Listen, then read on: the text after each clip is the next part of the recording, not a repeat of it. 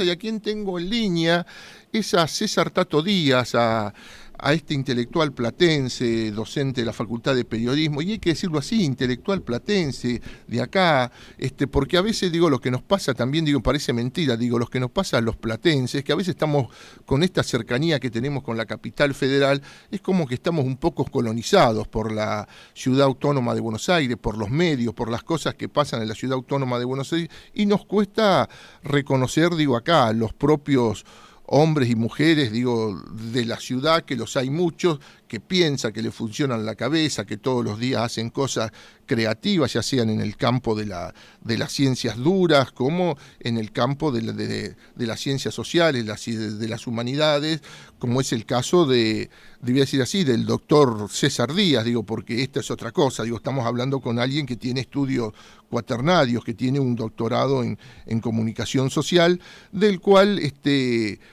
su tesis, prontamente ya convertida en libro, va a ser presentada acá en la ciudad de La Plata la semana que viene junto al vicegobernador Gabriel Mariotto. Pero fundamentalmente con Díaz lo que quiero hablar primeramente es un poco de esto, digo, de este día de hoy, digo, que es el día del fallecimiento del general Belgrano, digo, de ese Belgrano ya olvidado, al cual digo, en esas cosas bizarras, insólitas que tiene nuestra historia y las miserias de los hombres de la época, le terminan rematándose los dientes, digo, a ver, una cosa de loco, comprar los dientes de un muerto, ¿no? Digo, bueno, en este caso, digo, para la época era un muerto olvidado, pero famoso como era Belgrano, pero de todas estas cosas vamos a estar conversando ahora en los próximos minutos con César Tato Díaz. César, muy buenos días, gracias por estar en contacto con Keos FM, la 90.1 de La Plata.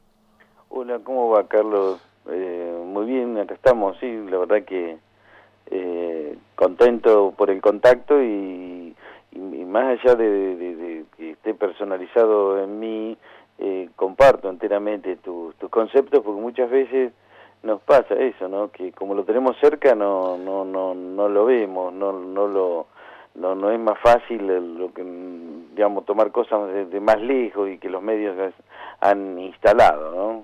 Sí, digo, lo que nos ocurre, digo, es muy loco, ¿no? Digo, en este caso estoy hablando con vos, digo, pero tenemos, digo, bueno, digo, todos los centros de investigación que hay en la ciudad de La Plata, que giran alrededor de la Universidad de La Plata, tiene, digo, voy a decir así, intelectuales, pensadores, científicos enormes, pero siempre se mira capital, digo, tenemos un tipo, digo, en este caso un tipo como vos, ¿cuánto van? 6, 7 libros ya escritos, si no me equivoco. Sí, Digo, a ver, digo, si no te des la cuenta vos, digo, no me la pidas que la tenga yo, digo, pero por ahí andamos, ¿no?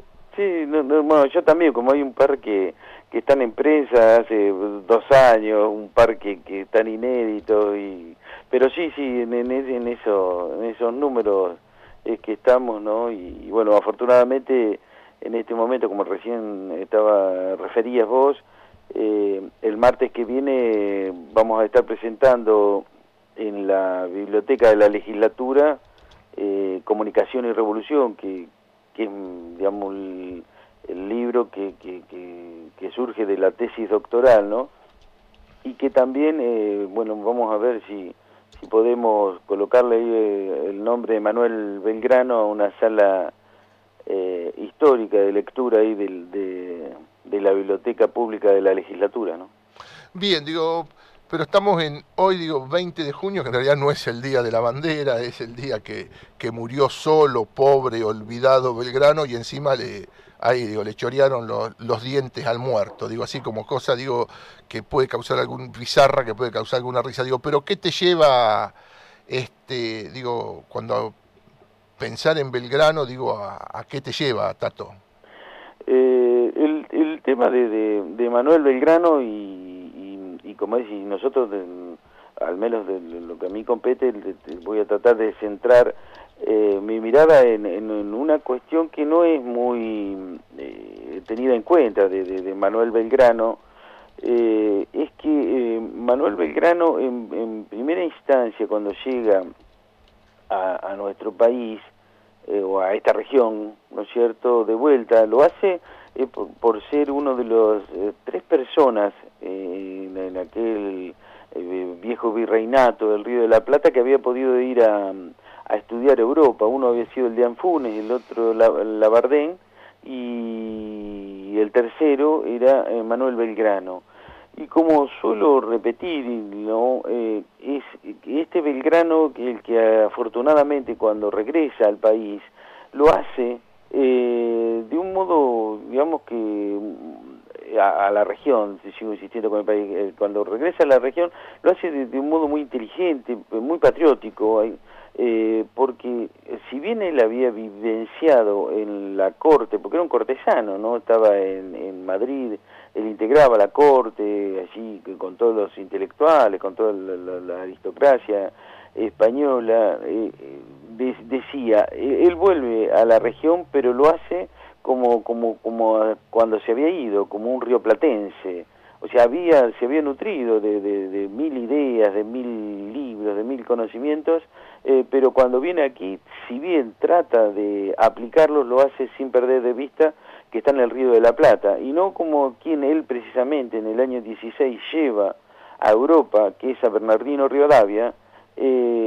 Cuando vuelve Bernardino Rivadavia va a tratar de trasladar mecánicamente las ideas europeas a la región, y ahí está el grave error, ¿no es cierto?, cuando tomamos ideas de otras latitudes y tratamos de trasladarla alegremente a una región determinada, en este caso al Río de la Plata, ¿no?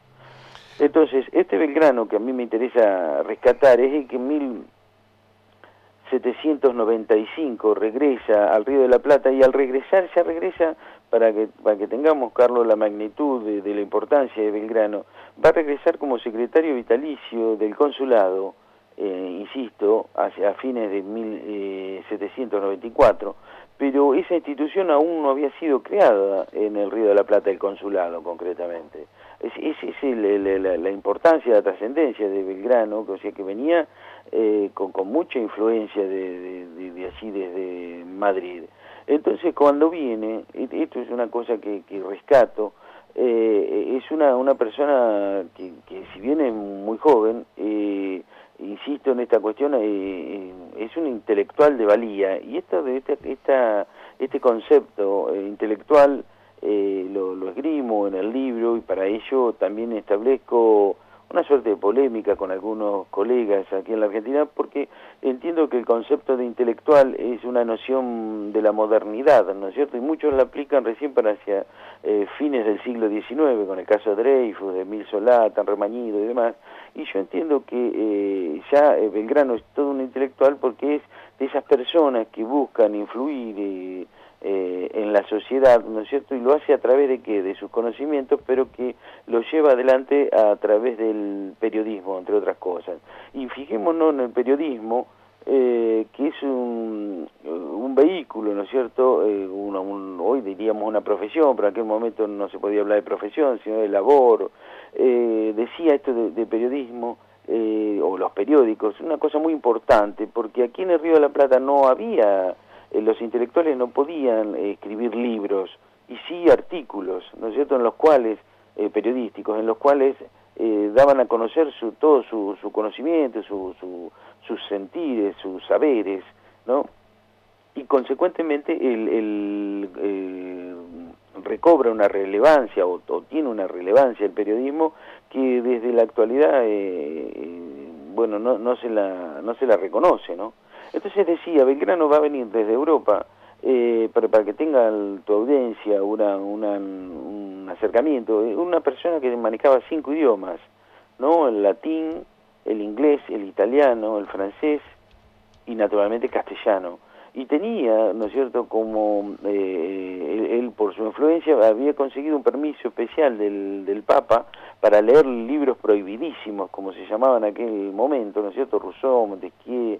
Entonces, bueno, él al llegar aquí, lo que va a hacer, va a ejercer el periodismo, va a ser un corresponsal de un periódico que se llama El Correo de España y sus Indias, y que para ello va a idear y a poner en marcha todo un sistema de corresponsalías hacia el mal denominado interior del virreinato, porque digo mal porque en aquel momento, si pensamos Córdoba, Salta, Santiago del Estero, Tucumán, el Alto Perú era lo más poblado, ¿no es cierto? No, el litoral estaba totalmente despoblado.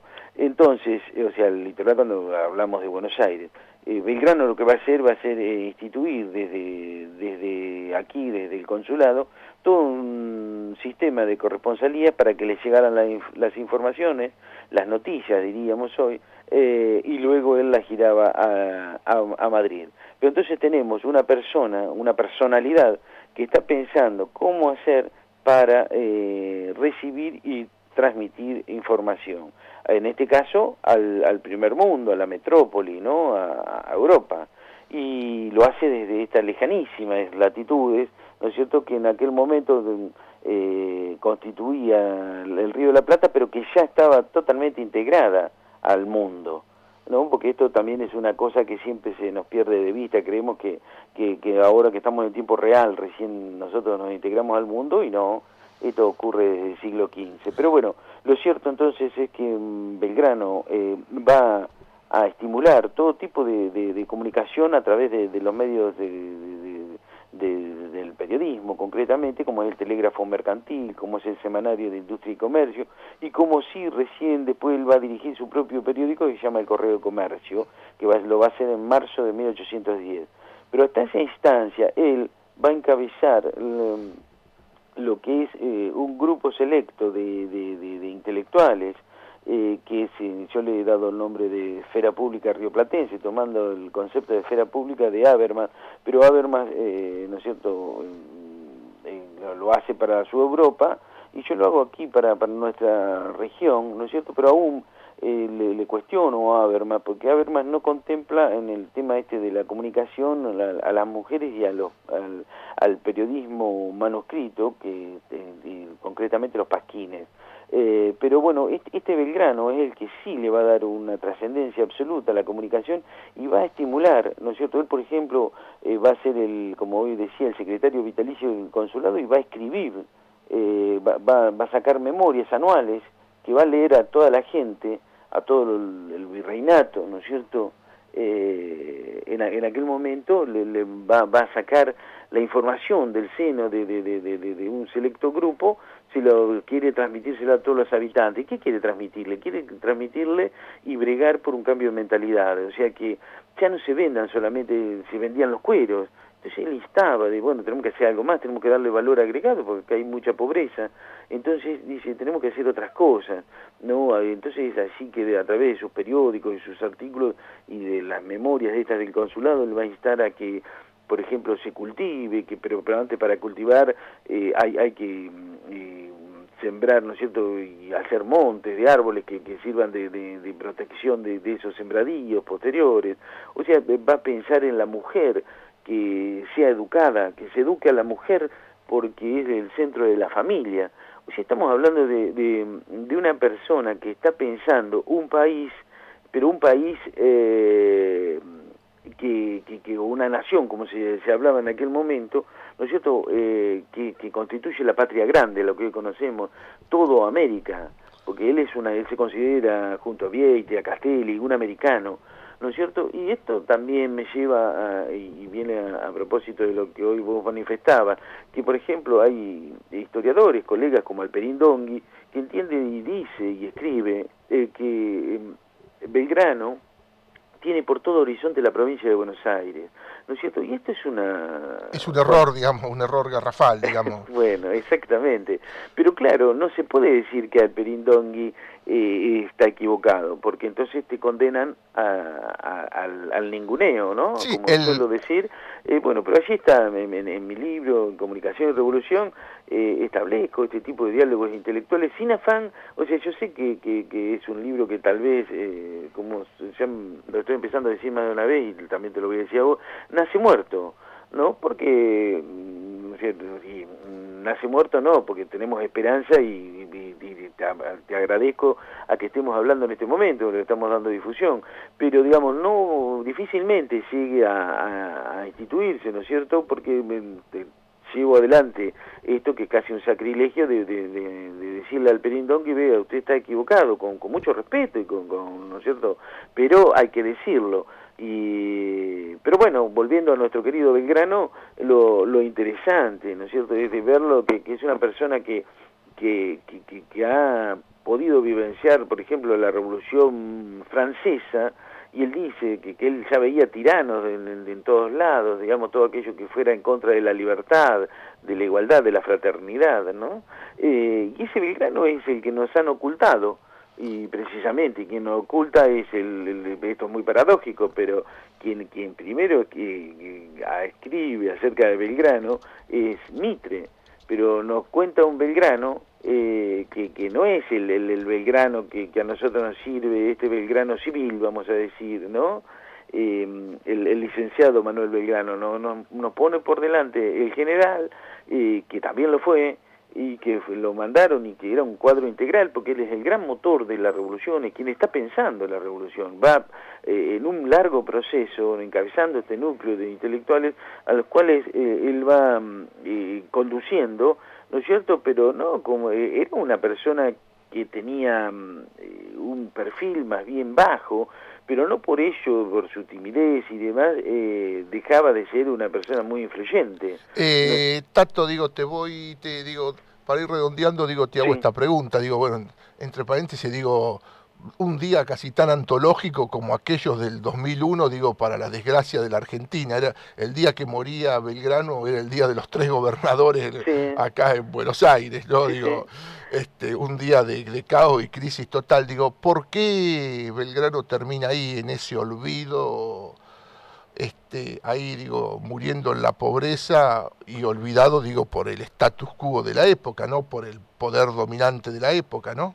Claro, bueno, pero eso, bueno, también es producto de su tiempo, ¿no? Y él justo, primero y principal estaba muy enfermo, ¿no? Era una persona, era un cuadro integral, o sea, que había pensado la revolución, pero cuando la revolución había necesitado, por los vaivenes que había tenido, que él tomara un caballo y dejara el escritorio, su mejor lugar, su mejor trinchera, ¿no es cierto?, y la pluma y la palabra, y tuviera que ir al Paraguay, a llevar las ideas de la revolución, lo hizo. O sea, no se paró en decir, vean que yo soy el que vengo pensando esto, yo soy... No, él fue, o sea, era, como suelo decir, un cuadro integral que era capaz de tomar la pluma de una tribuna o subirse a un caballo e ir al campo de batalla, como de hecho lo hizo, ¿no? Y cuando está bajando, él siempre fue como cuadro integral, supo de autoridades y de conducción. Entonces le habían, como jefe del Ejército del Norte, lo ordenan bajar con su ejército y él viene bajando, ¿no? Pero el ejército y él mismo no estaría muy preparado, ya más allá de su enfermedad, como para que este ejército sirviera para reprimir digamos, en este caso, a los caudillos del interior y más concretamente a Artigas, ¿no?